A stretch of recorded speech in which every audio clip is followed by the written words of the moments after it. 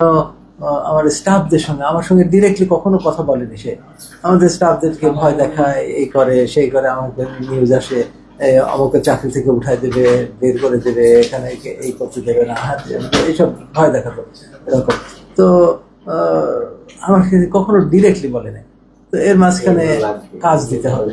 আমার এখানে প্রায় 400 স্টাফ কাজ করে, যাদের আমি মানে বেশিরভাগই গরিব, ক্লিনার কিংবা আপনার ওই ওয়ার্ড বয় কিংবা আয়া, সিকিউরিটি, এদের আমি থাকার ব্যবস্থা করে দিছি এবং 3 বেলা খাবারের ব্যবস্থা করছি, যাতে করে ওরা যে কয় টাকা বেতন পায় বেতনটা যাতে বাড়িতে পাঠাতে পারে, এই উদ্দেশ্য, যে যাতে করে ওরা হয়।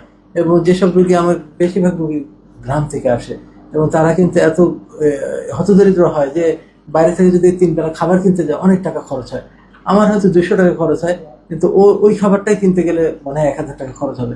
তা আমি চিন্তা করলাম যে 200 টাকা দিয়ে আমি এটা আলাদা করে কোনো বিল করি না, ওই বেড ভাড়ার ভিতরে অ্যাডজাস্ট করি। আমি আসলে খুব হিসাব করে এগুলো চলতে হয়। ফলে আমার জিনিসপত্র কেনা কাটা সবগুলো কিন্তু আমার এই বাজার থেকে ক্রয় কমিটি যারা আছে তারাই দেখে শুনে সবচেয়ে কম প্রাইসে ওখানে রুটি কিনে দেবো, আমি ডিম কিনে দেবো, আমি চাল কিনে দেবো। এটা আমি জানছি যখন, তো যে এই বাইরের একটা লোক উনি কি করে এরকম নেতা দেখায়, তুমি বলে যে যুব দল কর্মী, আমরা তো অত জানি না, কাউকে নিতে পারি না এই পাশের রোডে, এবং আরো বলে যে আমি কমিশনারে দাঁড়াবো, এই সেই হাবি যাবে। এবং এখানকার এলাকার যারা তারা আবার চিনে, তো তাদেরকেও আমি বলেছি যে দেখেন এই ছেলেটা তো এই করে, তাদের কথাও শোনে নেয় এরকম। তো আমি যখন জানতে পারি 66 টাকা চাল, 77 টাকা 1 কেজি চালে, আমি কত হিসাব করে এটা খরচ করি। ডিম 1000 ডিম 9500 টাকা, আমি নিজে যাই পরে ওই দোকান থেকে 8100 টাকা। আমাকে তো হিসাব করে চলতে হয়, প্রত্যেকটা জিনিস খুব হিসাব করে, নাহলে পরে চালানো সম্ভব না এরকম। রুটিটাও এরকম, প্রত্যেকটা কলাটাও এরকম, সব এখন তাকে এক্সরে ফিল্ম দিতে হবে, অমুক দিতে হবে, এইসব শুনে আমি সব বন্ধ করে দিচ্ছি। এখন বন্ধ করে দিলে তখন ওই স্টাফকে তুলে নিয়ে যাবে, ওই একে তুলে নিয়ে যাবে, এই সেই হাবি যাবে। এবং হঠাৎ করে একজনকে, ও আমার থেকে 5 লক্ষ টাকা নিছে, 5 টাকা দিতে হবে, এরকম মানে প্রেশারাইজ করতেছে। এখন ওই স্টাফ থেকে টাকা দেবে, তার মানে হাসপাতাল থেকে তাকে দিতে হবে, এইসব এইভাবে সে এটাকে মানে প্রতিষ্ঠা নিয়েছে।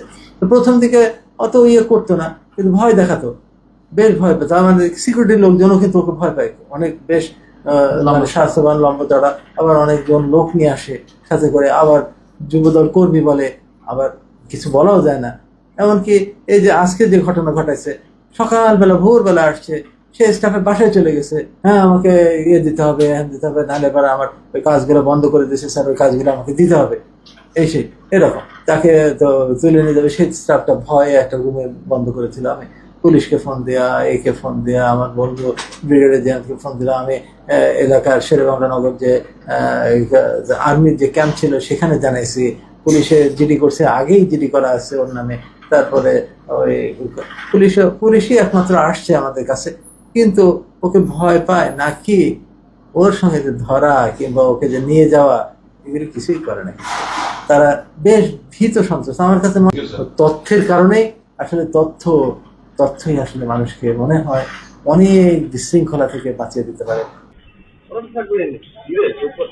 ওরা থাকবে, তুমি অচেনা একজন লোক দিয়ে ডাক দেবে একজন, সেটাই করতে হবে না। না না, এটা আমি চিনি, এটা আমি চিনি। না না, আপনি নাম্বার দেন, এই নাম্বার দেন না, আমি বলছি কি আপনি হালে, আপনি কি বলতে পারে? ও মানে আপনাকে হালে, না না না, আপনি কি হালে, আপনারা গেঞ্জি গাইতে নিচে তুই বন্ধু তো তোর শুনে যাবেন, কিন্তু এরা তো আমি চিনি না, চিনি এরা তো আমি চিনি না, এরা তো আমি চিনি না, চিনি, হ্যাঁ এরা তো আমি চিনি, চিনি তোমার সাথে আমার সম্পর্ক তোমার আমি চিনি।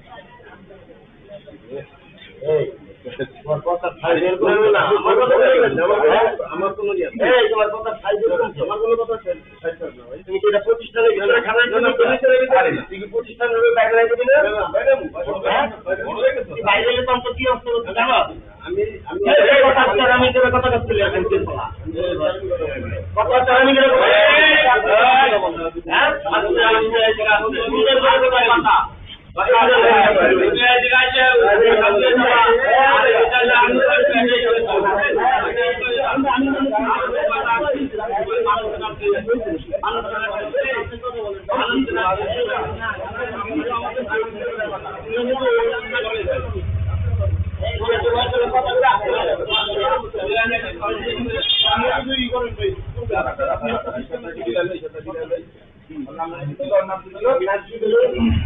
ভাইয়া